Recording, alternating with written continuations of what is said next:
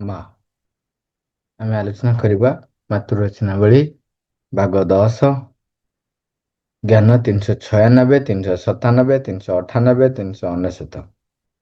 ଜ୍ଞାନ 396 ପ୍ରଭୁ କହୁଛନ୍ତି, ଯଦି ଯାବତୀୟ ଔଷଧ ପ୍ରକୃତରେ ସ୍ୱଗୁଣ ବଳରେ ଯଥାର୍ଥ ଫଳପ୍ରଦ ହୋଇଥାନ୍ତେ ଏବଂ ଚିକିତ୍ସା ବିଜ୍ଞାନର ଯାବତୀୟ ସିଦ୍ଧାନ୍ତ ପ୍ରମାଦମୁକ୍ତ ହୋଇଥାନ୍ତା, ତେବେ ଆମେ ହରାଇ ପକାଇଥିବା ସ୍ୱାଭାବିକ ସ୍ୱାସ୍ଥ୍ୟ ଓ ପ୍ରାଣଶକ୍ତିର କ୍ଷେତ୍ରରେ ତାହା ଆମକୁ ତଥାପି କି ସାନ୍ତ୍ୱନା ଦିଅନ୍ତା। ବିଷବୃକ୍ଷ ଆପଣାର ଶାଖା ପ୍ରଶାଖା ସହିତ କେଡ଼େ ସୁସ୍ଥ ଓ ସୁନ୍ଦର ଦେଖାଯାଏ, ମାତ୍ର ତାହା ତଥାପି ଏକ ବିଷବୃକ୍ଷ। ଆମେ ଆଲୋଚନା କରୁଛନ୍ତି ଚିକିତ୍ସା ବିଜ୍ଞାନ ବିଷୟରେ, ସ୍ୱାସ୍ଥ୍ୟ ଆଉ ଚିକିତ୍ସା ବିଜ୍ଞାନ। ସେଥିରେ ଆମେ ଆରମ୍ଭ କରିଛନ୍ତି, ପ୍ରଭୁ ବାରମ୍ବାର କହୁଛନ୍ତି ଯେ ସ୍ୱାସ୍ଥ୍ୟ ଶକ୍ତି ଆମ ଭିତରେ ରହିଛି, ତାକୁ ନିଜେ ପ୍ରତ୍ୟେକ ବ୍ୟକ୍ତି ଜାଗ୍ରତ କରିଲେ ପ୍ରକୃତି ସହିତ ଯଦି ସୁସାମଞ୍ଜସ୍ୟ ରକ୍ଷା କରେ ତେବେ ସେ ତାହା ପ୍ରାପ୍ତ କରିଥାଏ।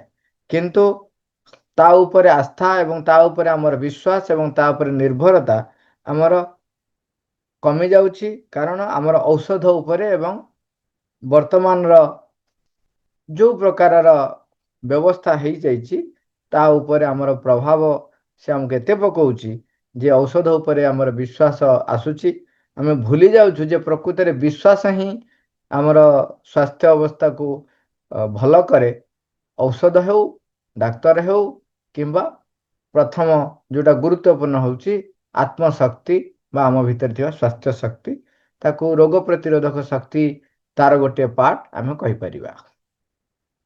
ବର୍ତ୍ତମାନ ସେଇଠି ଗୋଟେ କଥା ଆମେ ଆଲୋଚନା କରିଥିଲେ ଯେ ଜଣେ ବ୍ୟକ୍ତି ଯିଏ ପ୍ରକୃତି ସହିତ ପ୍ରାୟ ମିଶିକରି ଚଳୁଛି, ଅଧିବାସୀ କହୁଥିଲେ, ଯେ ଉଦାହରଣ ଦେଲେ ଯେ ଆଫ୍ରିକାର ଆଦିମ ଅଧିବାସୀମାନେ, ସେମାନଙ୍କର ଯେତେବେଳେ ଦେହ ଖରାପ ହେଉଛି ବା ଜ୍ୱର ହେଉଛି, ସେମାନେ ପାଣିର ସ୍ରୋତରେ ବା ଝରଣାର ସ୍ରୋତରେ ବସି ଯାଉଛନ୍ତି, ତାଙ୍କ ଦେହ ଭଲ ହେଉଛି। ଯଦି ସେତିକି ଜଣେ ତଥାକଥିତ ଶିକ୍ଷିତ ବ୍ୟକ୍ତି ଯଦି ସେଇ ଝରଣାର ସ୍ରୋତରେ ଯାଇକି ବସେ, ତେବେ ଥଣ୍ଡାରେ ସନ୍ନିପାତ ହେଇକି ତାର ପ୍ରାଣନାଶ ହେଇଯାଇଥାଏ। ତେଣୁ ଆମର ଧୀରେ ଧୀରେ କ'ଣ ହେଉଛି, এই ଯେଉଁ ଚିକିତ୍ସା ବିଜ୍ଞାନ ଏବଂ ଔଷଧ ଯଦି ସତରେ ସ୍ୱଗୁଣ ବଳରେ ଫଳପ୍ରଦ ହୋଇଥାନ୍ତେ, ଏଠି କହୁଛନ୍ତି ପ୍ରଭୁ, ତାହେଲେ ଆମ ଭିତରେ ଥିବା ସ୍ୱାଭାବିକ ସ୍ୱାସ୍ଥ୍ୟ ଏବଂ ପ୍ରାଣଶକ୍ତି କମନ୍ତା କାହିଁକି? ତାପରେ ପୁଣି ଆମେ ଅଧିକରୁ ଅଧିକ ରୋଗଗ୍ରସ୍ତ କାହିଁକି ହେଉଥାନ୍ତେ? ଗୋଟେ ଷ୍ଟଡି କରନ୍ତୁ। ଆମେ ଯେତେବେଳେ ଖାଦ୍ୟ ଖାଉଛନ୍ତି, ଆମେ ଯେତେବେଳେ ଖାଦ୍ୟ ଖାଇସାରିଲା ପରେ ଆଉ ଖାଇବାକୁ ପେଟରେ ଜାଗା ଥାଏ କି? ଆଉ ଭୋକ ହୁଏ କି? ଆମେ ଲୋଭବଶତଃ ଖାଉ, ତାପରେ ସେଇଟା ହେଉଛି ଭିନ୍ନ କଥା। ଏପରିକି ବେଳେବେଳେ ଲୋଭବଶତଃ ଖାଇଲେ ତାହା ବାନ୍ତି ହେଇଯାଏ। ତାମାନେ ମୁଁ ଯେତେବେଳେ ଖାଦ୍ୟଟିଏ ଖାଇଲି, ତେବେ ମୋର ଉଦର ପୂର୍ଣ୍ଣ ହେଲା, ଯେତିକି ହଉ ଉଦର ପୂର୍ଣ୍ଣ ହେଲା ପରେ ଆଉ ଭୋକ ଯେଉଁ ଗୋଟେ ସ୍ପନ୍ଦନ ଆସୁଥିଲା, ଆଉ ସେ ସ୍ପନ୍ଦନ ଆସେ ନାହିଁ। ତାମାନେ ବର୍ତ୍ତମାନ ଖାଦ୍ୟ ଖାଇସାରିଲା ପରେ ଆଉ ଭୋକ ହବ ନାହିଁ, କିମ୍ବା ଆଉ ଖାଦ୍ୟ ଖାଇବାକୁ ଇଚ୍ଛା ଆସିବ ନାହିଁ। ଯଦି এইটা ହେଲା ଗୋଟେ ଆମର ପ୍ରକୃତି, ଆମ ଧାରା, ଆମ ଶରୀରର ଯେଉଁ ଧାରାଟା। ବର୍ତ୍ତମାନ ଆମେ ଔଷଧ ଖାଉଛନ୍ତି କ'ଣ ପାଇଁ? ଆମର ଦେହ ଖରାପ ହେଲା, ଆମେ ଔଷଧ ଖାଇଲେ। ଔଷଧ ଖାଇବା ଫଳରେ କ'ଣ ହେଇଥାନ୍ତା? ତାହେଲେ ମୋର ସ୍ୱାସ୍ଥ୍ୟ ଶକ୍ତି, ପ୍ରାଣଶକ୍ତି ବା ରୋଗ ପ୍ରତିରୋଧକ ଶକ୍ତି ବୃଦ୍ଧି ପାଇଥାନ୍ତା, ପାଇବା କଥା ନା ନାହିଁ? ତାମାନେ ତାକୁ ଖାଇସାରିଲା ପରେ ମୋତେ ଆଉ ରୋଗ ହବା କଥା ନୁହଁ। ମୋର ପ୍ରାଣଶକ୍ତି, ସ୍ୱାସ୍ଥ୍ୟ ଶକ୍ତି ଏତେ ବୃଦ୍ଧି ପାଇଯିବ, ତାପରେ ଛୋଟ ମୋଟ ଯେଉଁ ରୋଗ ମୋତେ ଆଉ ହବା କଥା ନୁହଁ, କିନ୍ତୁ ମୋତେ ହେଉଛି ଏବଂ ଅଧିକ ହେଉଛି। ଆମେ ଦେଖୁଛୁ, ଆମେ ସେଦିନ କଥା ହେଉଥିଲେ, ଯେଉଁ ଆଣ୍ଟିବାୟୋଟିକ୍ ଆଜି ଥ୍ରାଲ 500ରେ ଚଳି ଯାଉଥିଲା, ବର୍ତ୍ତମାନ 650। 500 ତିନିଟା ଖାଇଲେ ଚଳି ଯାଉଥିଲା, ବର୍ତ୍ତମାନ 650 ପାଞ୍ଚଟା ଚଳୁଛି। ମାନେ ସେତେବେଳେ 5ଟା ଖାଉଥିଲେ, ପୁଣି ତାପରେ ଧୀରେ ଧୀରେ ଆହୁରି 6ଟା ହେଲାଣି।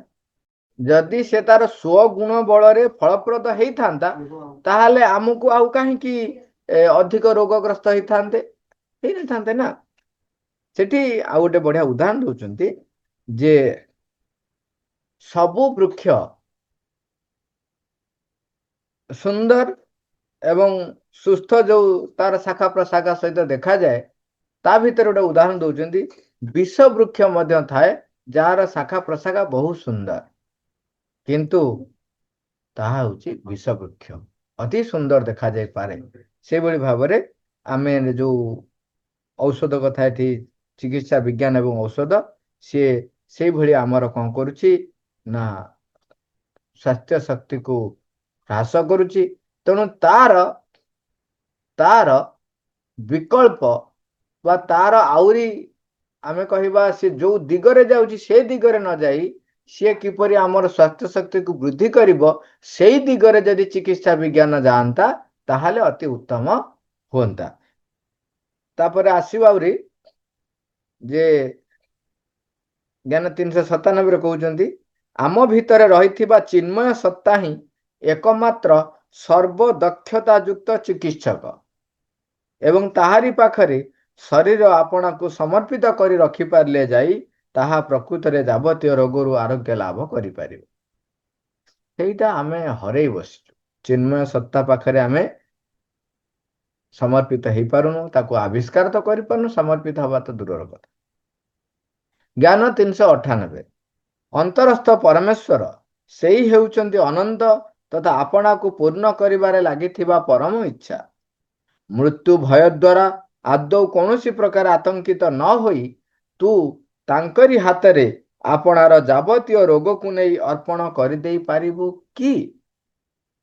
କେବଳ ଗୋଟିଏ ପରୀକ୍ଷା ସ୍ୱରୂପ ନୁହେଁ, ମାତ୍ର ଏକ ସ୍ଥିର ଓ ସମ୍ପୂର୍ଣ୍ଣ ବିଶ୍ୱାସର ସହିତ ଅର୍ପଣ କରିପାରିବୁ କି? ତେବେ ଅବଶ୍ୟ ଏକଥା ଦେଖିବାକୁ ପାଇବୁ ଯେ ଲକ୍ଷ ଲକ୍ଷ ଡାକ୍ତରଙ୍କର ଦକ୍ଷତା ଅପେକ୍ଷା ତାଙ୍କର ଦକ୍ଷତା ବେଶୀ।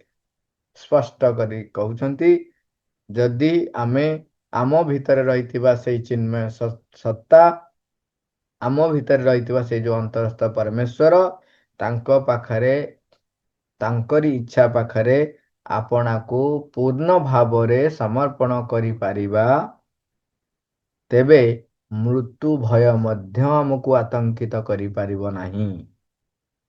ଯାବତୀୟ ରୋଗ ମଧ୍ୟ ତାଙ୍କୁ ଯଦି ଆମେ ଅର୍ପଣ କରିଦେଇ ପାରିବା, କେବଳ ଗୋଟେ କହୁଛନ୍ତି, କେବଳ ଗୋଟେ ପରୀକ୍ଷା ପାଇଁ ନୁହଁ, ପୂର୍ଣ୍ଣ ଆସ୍ଥା ସହିତ ଯଦି ଆମେ ସମର୍ପିତ କରିପାରିବା, ତାଙ୍କର ଦକ୍ଷତା ଏତେ ବ୍ୟାପକ, ଲକ୍ଷ ଲକ୍ଷ ଡାକ୍ତରଙ୍କ କିଛି କରିପାରିବେ, କିଛି କରିପାରିବେ। ଅନେକ ଜାଗାରେ ଏଇ ଆଶ୍ରମରେ ଆମେ ପଢୁଥିଲେ, ଯୋଉ ସୁଧା ସମାଚାର, ଦିବ୍ୟ ସମାଚାର, ସୁନ୍ଦର ସମାଚାର, ସେଥିରେ ଜଣେ ସାଧକ କିପରି ମାଙ୍କୁ ପ୍ରାର୍ଥନା କରୁଛନ୍ତି, ତାଙ୍କର ଡାକ୍ତର ଅଲରେଡି କହିଦେଇଛନ୍ତି ତାଙ୍କର ଯୋଉ ରୋଗ ମାତ୍ର ଆଉ କେତୋଟି ମାସ ମାତ୍ର ରହିବେ, କିନ୍ତୁ ତଥାପି ସେ ରୋଗର ତାର ଅଲ୍ଟିମେଟ ଏଇଆ, ତାର ଆଉ କିଛି ନଥିଲା। ସିଏ ମାଙ୍କ ପାଖକୁ ଲେଖୁଛନ୍ତି ଯେ ଆସନ୍ତା, ମାନେ ସେଟା ପୁଣି ଯାଇ କଣ ଆଉ 2-3 ମାସ ଭିତରେ ନୁହଁ, ତା ପର ଦର୍ଶନରେ ସିଏ ମାଙ୍କୁ ସ୍ଥୂଳ ଭାବରେ ଦର୍ଶନ କରିବାକୁ ଚାହୁଁଛି। ତାର ଏଇଟା ହଉଛି ମାଗୁଣୀ। ମା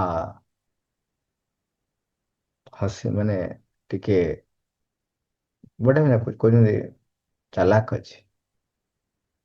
ମା ୟେସ୍ କରିଦେଲେ, ଆସିଲେ, ମା ଆସିଲେ, ଦେଖନ୍ତୁ 2-3 ମାସ କଟିଗଲା, 6-7 ମାସ ପରେ ଦର୍ଶନରେ ଆସିଲା, ସେ ବଞ୍ଚିଛି। ମା ଆସିଲେ, କହିଲା, ମା କହିଲେ ଆଉ କଣ ତୁ କହୁଛୁ, ତା ସାଙ୍ଗେ କଥା, କହିଲେ ମା ଆପଣ ପାଦ ଟିକେ ମୋ ଛାତି ଉପରେ ରଖନ୍ତେ।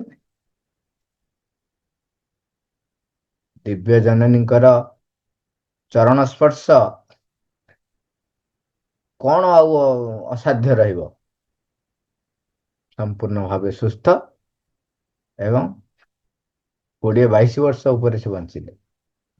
ଏବଂ ପୂର୍ଣ୍ଣ ସୁସ୍ଥତାର ସହିତ।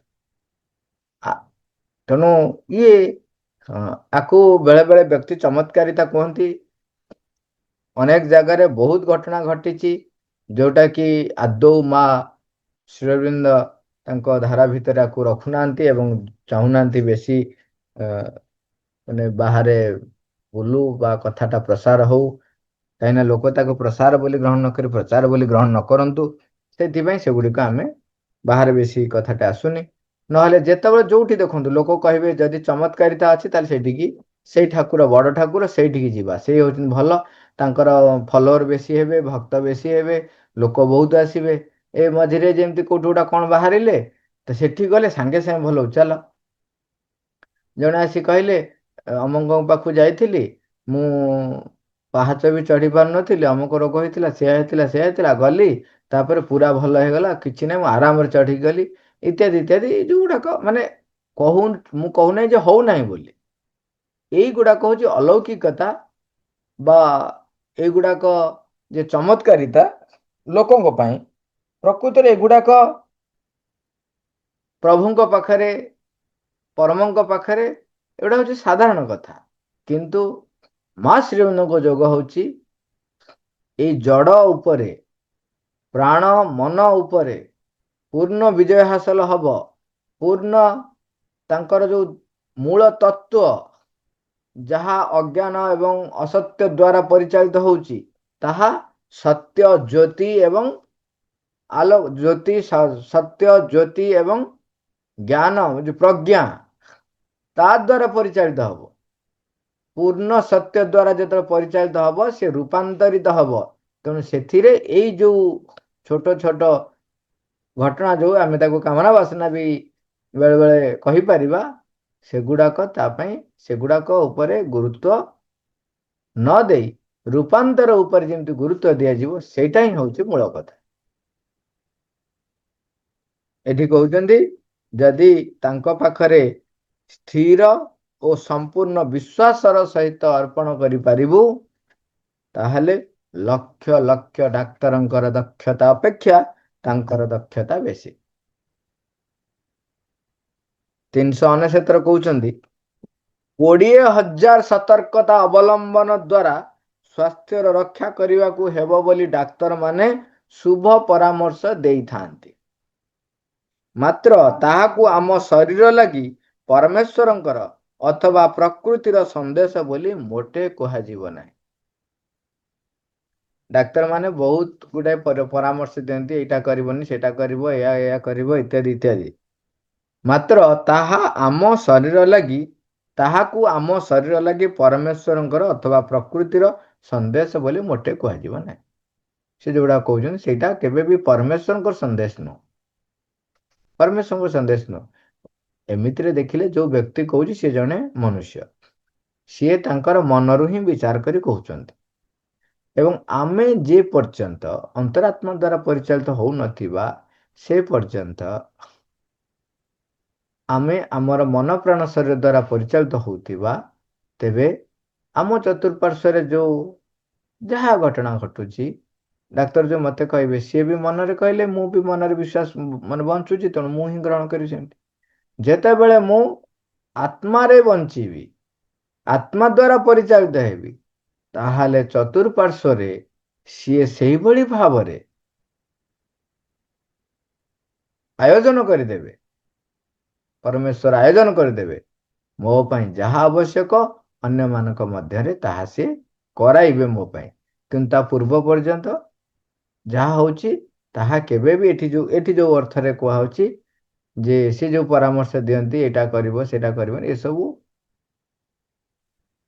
ପରମେଶ୍ୱରଙ୍କର ସନ୍ଦେଶ ବୋଲି ମୋଟେ କୁହାଯିବ ନାହିଁ।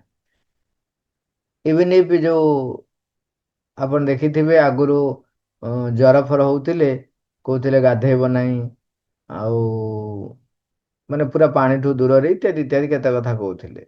ବର୍ତ୍ତମାନ କହୁଛନ୍ତି ଭଲରେ ଗାଧେଇବ, ଭଲରେ ଗାଧେଇବ।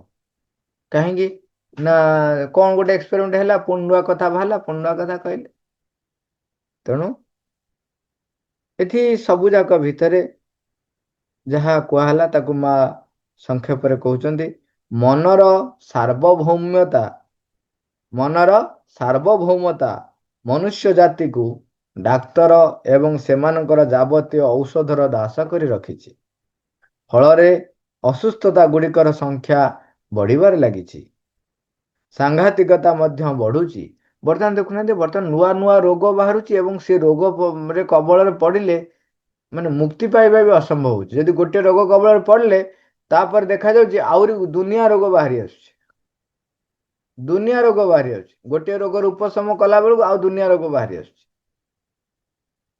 ଏକମାତ୍ର ପ୍ରକୃତ ମୁକ୍ତି ଉପାୟ ହେଉଛି ଯେ ମନୁଷ୍ୟମାନେ ଦିବ୍ୟ ପରମ ପ୍ରଭାବ ଲାଗି ନିଜକୁ ଉନ୍ମୋଚିତ କରିଦେଇ ମନର ଏହି ଆଧିପତ୍ୟ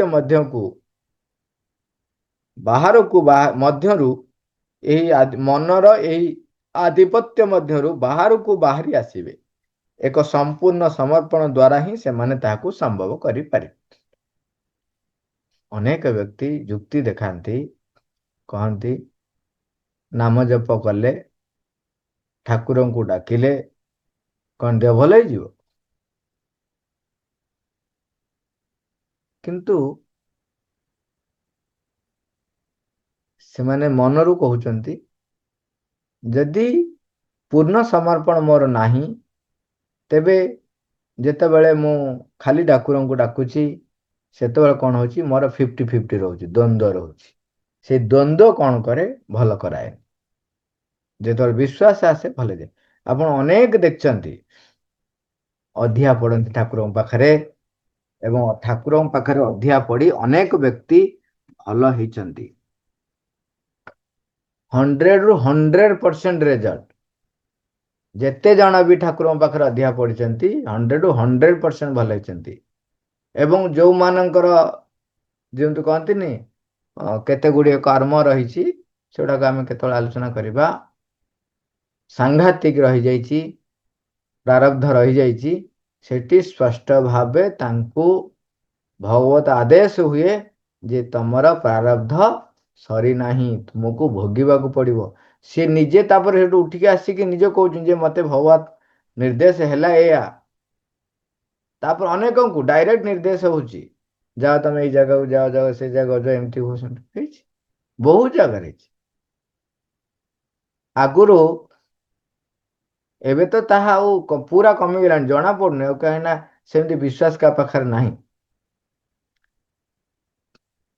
ଆମର ଯୋଉ ଠାକୁରାଣୀଙ୍କ ପାଖରେ ଯେତେବେଳେ ମାଜଣା ହୁଏ, ସେ ଯୋଉ ପାଦୁକ, ସେ ପାଦୁକରେ କେତେ କେତେ ରୋଗ ଭଲ ହେଇଛି, କେତେ କେତେ ରୋଗ ଭଲ ହେଇଛି। ଚର୍ମ ରୋଗ ତ ବହୁତ ଭଲ ହେଇଯାଏ। ଅନ୍ୟ କ'ଣ ରୋଗ ହେଇଥିବ ସେଥିରୁ ପାଦୁକ ପାଇଦେଲେ ଦେହ ଭଲ ହେଇଯାଏ। କେତେ କେତେ ରୋଗ ଭଲ ହେଇଛି। ଆଉ ଅଧିଆ ପଡ଼ନ୍ତି ଯୋଉ ଠାକୁରଙ୍କ ପାଖରେ ସମସ୍ତଙ୍କର। ତେଣୁ ଏଠି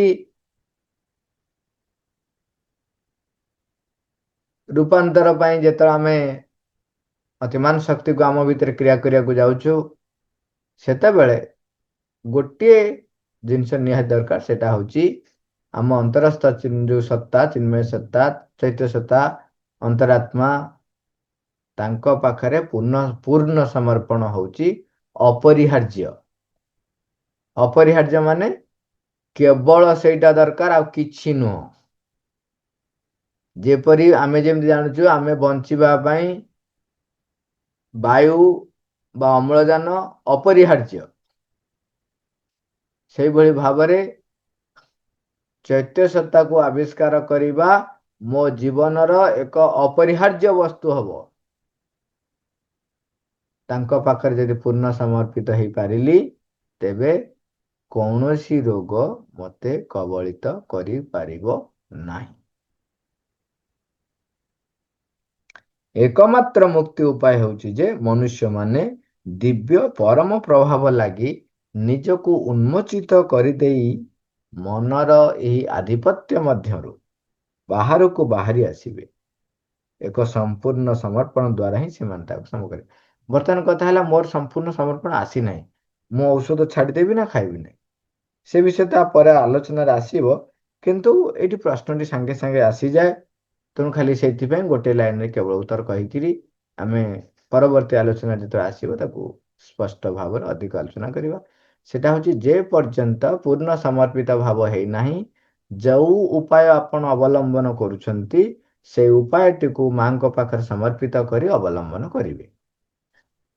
ଆପଣ ଡାକ୍ତର ପାଖକୁ ଯାଉଛନ୍ତି, ମାଙ୍କୁ କହିକି ଯିବେ, ମାଙ୍କ ଶକ୍ତିକୁ ଆହ୍ୱାନ କରିକିରି ନାମ ଜପ କରି କରିକା ଯିବେ।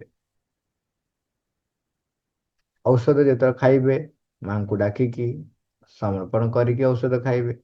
ଧୀରେ ଧୀରେ ଧୀରେ ଧୀରେ ମୋର ଆସ୍ଥା, ପୂର୍ଣ୍ଣ ବିଶ୍ୱାସ ମାଙ୍କ ଉପରେ ବୃଦ୍ଧି କରିବି। ତାପରେ ମୋର ସ୍ୱାସ୍ଥ୍ୟ ଶକ୍ତି ଯୋଉ ଆମର ଏଠି ଆଲୋଚନା ହଉଛି, ସିଏ ତା ଉପରେ ମୋର ବିଶ୍ୱାସକୁ ବୃଦ୍ଧି କରେଇବି। ଆଉ ଯେତିକି ଯେତିକି ଅଧିକରୁ ଅଧିକ ମାଙ୍କ ଉପରେ ମୋର ନିର୍ଭରତା, ଆସ୍ଥା, ବିଶ୍ୱାସ ବଢି ବଢି ଯିବ, ସେତେବେଳେ ଦେଖିବେ ଏ ଯୋଉ ଔଷଧ ଉପରେ ଆମର ନିର୍ଭରତା କମିଯିବ। ମୁଁ ଆଙ୍କୁ ଥରେ କହିଥିଲି କିନ୍ତୁ ସେ ଡାଟା ଦେଲେ ନାହିଁ। ଯିଏ ଏକ୍ସପେରିମେଣ୍ଟ କରୁଥିଲେ ଆମର ଯୋଗେଶ ମୋହନ ଭାଇ ଆଉ ତାଙ୍କ ସାଙ୍ଗରେ ଆସିଥିଲେ ସାହାଣୀ ଭାଇ, ସେ କହିଥିଲେ ଯେ ଏମିତି ସେ କେତେ ଗୁଡ଼ାଏ କେସ୍ ଷ୍ଟଡି ରଖିଛନ୍ତି ଯେ କେମିତି କେଜଣଙ୍କ ପାଖରେ ଆତ୍ମଶକ୍ତିକୁ ବା ଧ୍ୟାନ କରିଛନ୍ତି ଏବଂ ନିର୍ଭରତା ରଖୁଛନ୍ତି ନିଜ ଶରୀରର ଆରୋଗ୍ୟ ଶକ୍ତି ଉପରେ, ତାଙ୍କର ଆରୋଗ୍ୟ ହେଇଛି। କେସ୍ ଷ୍ଟଡି ଗୁଡ଼ିକ ରଖିଛନ୍ତି, ସେ କହିଥିଲେ କହିଦେବେ ବୋଲି, କିନ୍ତୁ ଆଉ ଉପଲବ୍ଧି କଲେ ନାହିଁ, ଦେଇପାରିଲେ ନାହିଁ। ନହେଲେ ସେଟା ବି ଆମ ପାଖରେ ଥିଲା, ଆମେ କେତେ ଗୁଡ଼େ ଏକ୍ଜାମ୍ପଲ ଆମ ପାଖରେ ରହିଯାଇଥାନ୍ତା। ଠିକ ଅଛି, ଆମେ ଏଠି ରଖିବା। ମା थैंक यू ऑल ओवर